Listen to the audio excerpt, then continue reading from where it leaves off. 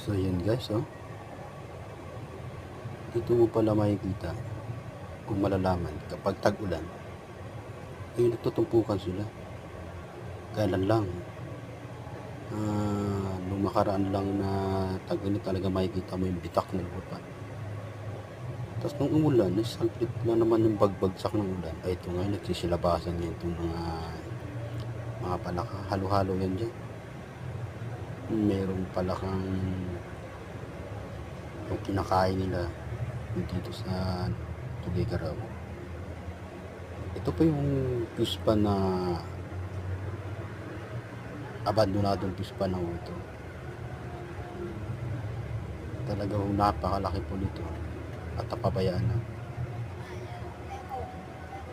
So ito na nga ngayon guys, kinabukasan is lumaki yung tubig na yan. Ito, nagtumpukan silang lahat, nagkatuwaan na nakita-kita sila sa isang area kung saan may tubig na nagsasama-sama sila lahat.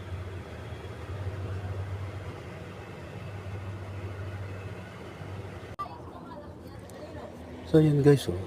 Yung lupa na yan is yung pa yung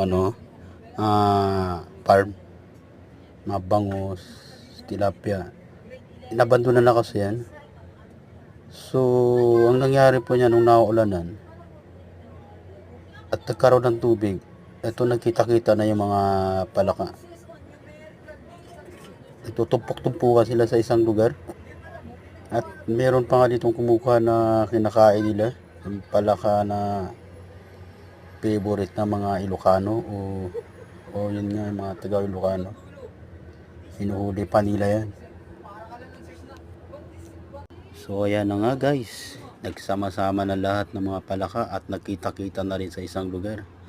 Yung farm na kasi na yan, yun po yung abandonadong palaisdaan.